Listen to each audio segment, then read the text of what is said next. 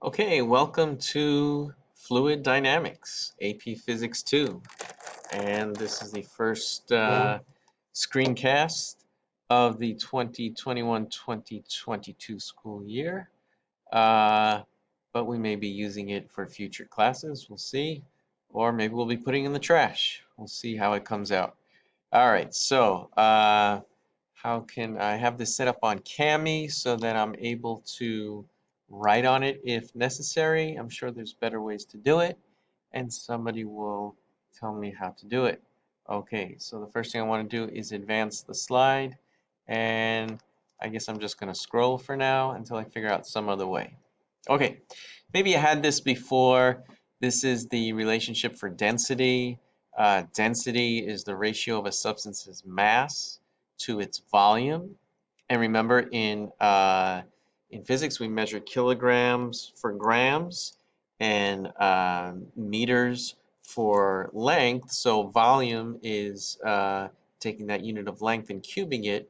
So volume is meters cubed. So the standard unit of density is kilogram per cubic meter. All right, and that for every substance is going to be the same ratio. No matter how much mass you have, you're going to have a proportional amount of volume. So the density will remain constant for each substance, right? And here's some common substances at different states of matter.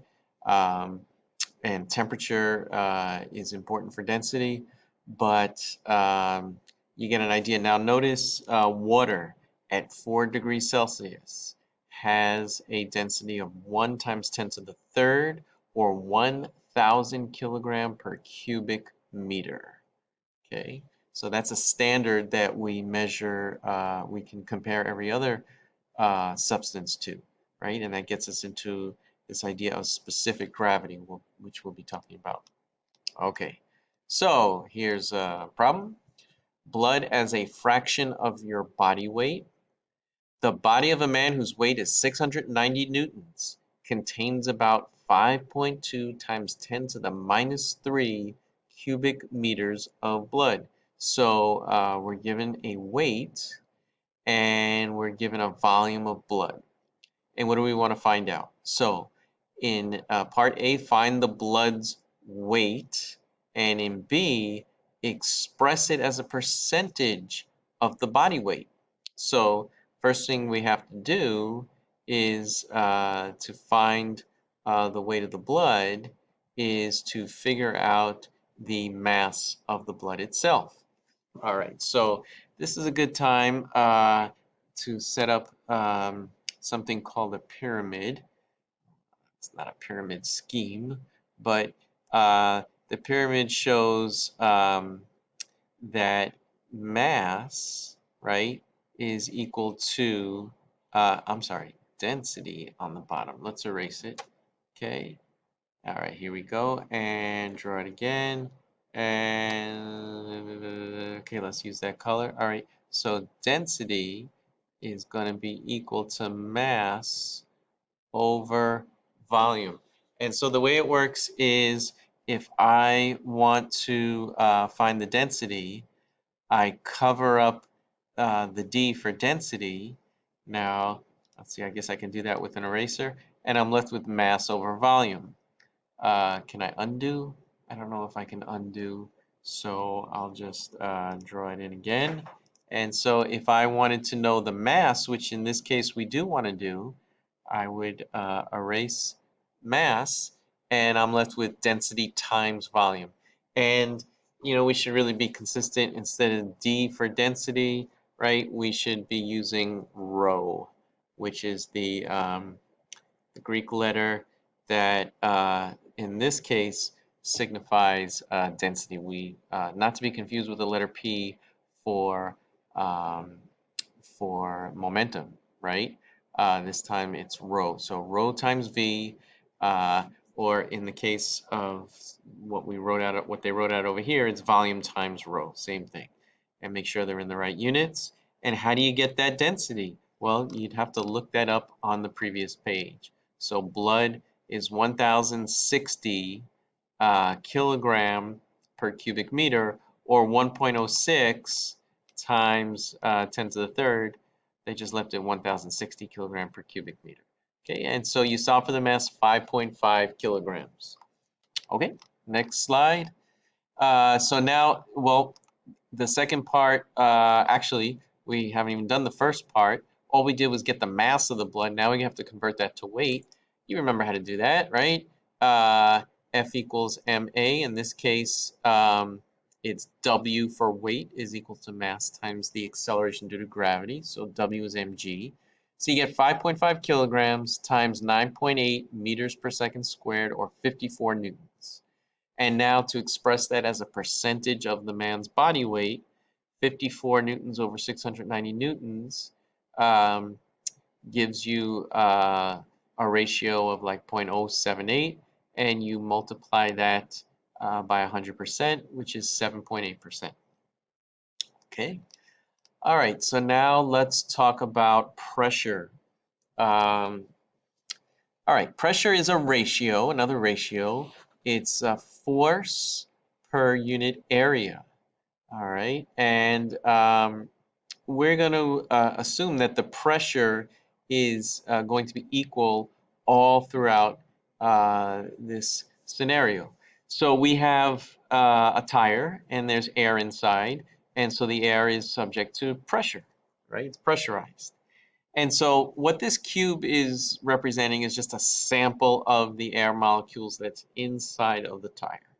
And so the pressure is the same all throughout. And so it's force per unit area. So we would have to take one of these sides, and that would be the area, and the amount of force of the air molecules acting on that individual side, right, divided by the area of that side would give us the pressure. So the SI unit of pressure is called the Pascal, but it's derived from newtons per square meters, newtons per meter squared. All right. So here's a swimmer.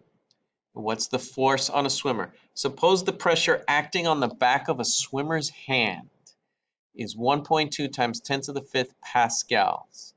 The surface area of the back of the hand is 8.4 times 10 to the minus 3 square meters. So area is measured in meters squared. Okay. Now determine the magnitude of the force that acts on it and discuss the direction of the force. So, you know, right off the bat, we have another one of these relationships, right? So since we know that pressure is force over area, we can set up that pyramid over here, right? Force over area. And maybe there's a way like, I don't know, oh, markup. Okay, what if I mark this up? I don't want to mark it up. Maybe take a shape. Let's try this. Maybe if I, no, that does absolutely nothing. Okay. I don't know, I'm trying to like cover it up and then uncover it, but this isn't working out the way I want it to. All right, so let's take an eraser, right? So we just erase it, but of course I'm left with this thing, which I don't know what it is. All right, but in any event, if you want to know the pressure, it's force over area. But in this case, they wanted to know the force. So let's put pressure back here, and we'll erase force. So the force is pressure times the area. And then, you know, we can discuss the direction after we've determined the magnitude of the force. So force is pressure times area. If you want, you could just cross multiply. Force is pressure times area. So the pressure was given 1.2 times 10 to the 5th newtons per meter squared. And the area is 8.4 times 10 to the minus 3 square meters. And so when you multiply those out, the meters squared will cancel, right?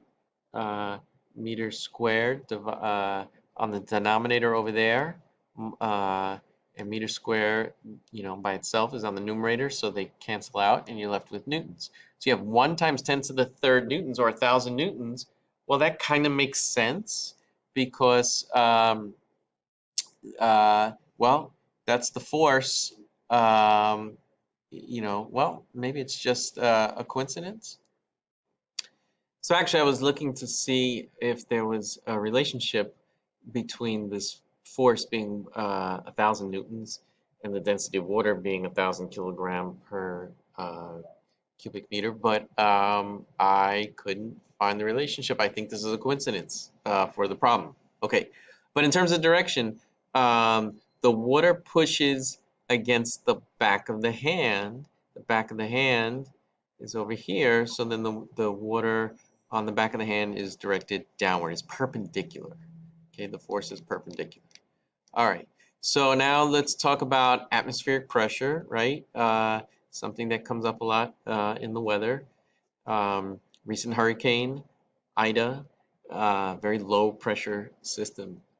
Atmospheric pressure, standard atmospheric pressure at sea level can be referred to as 1 atmosphere or 1 ATM, but specifically it's 1.013 times 10 to the 5th pascals, right? So a little bit more than 1 times 10 to the 5th pascals or 1 times 10 to the 5th newtons per per square centimeter. Okay, so let's see. If we took a column of air that was 1 square meter, um, and I hope I gave you the right unit, it was 1.013 times 10 to the 5th newtons per square meter. Hope I didn't say something else. But if we took a column of air whose base had an area of 1 square meter, okay, then the weight of that air above it would be 1.013 times 10 to the 5th newtons, right? And the ratio newtons per square meter gives you pascals. Okay, so so what does that mean? If we take a vacuum pump and we pump the air out of this can, then the weight of the air around the can will crush the can. When the can has air inside of it, that air is under the same pressure, so it's pushing out with the same weight of the air pushing that's outside pushing down on it, so they equalize each other. But if we take the air out of the can and create a vacuum within the can, then the air pressure will crush the can. And this is something that could be demonstrated uh, relatively easily. So, all right, so we're really talking right now about static fluids, fluids that aren't moving. And so if you think of this column of air as being, having a certain weight, well, a higher column of air would have more weight. A smaller column of air would have less weight. So, and we don't need to be talking about air. Air is a fluid, but, water is a fluid. It's a liquid.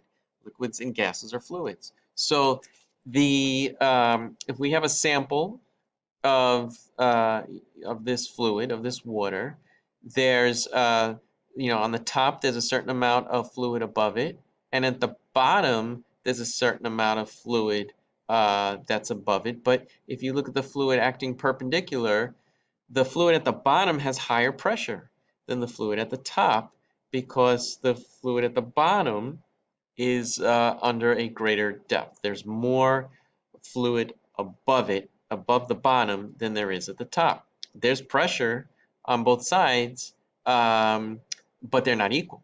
So, we would need to take, the result of those two, the vector sum. So the sum of the forces in the y direction, right, is a combination of the forces going down and the forces going up. We'll say the forces going down are negative and the forces going up are positive. So the only force going upwards or positive is we see pressure at location 2 times the area, which is the force, right? Because force is pressure times area. And the only forces going down, or the negative, is the pressure at location 1 times the area, negative. And now we have the weight of the fluid itself, m times g, which is down. And together they reach equilibrium. So if we want to know pressure 2 times A, you take pressure 1 times A and add that to the weight. We're just moving things on the other side of the equation. I'm about to run out of time, so we'll pick that up on the next video.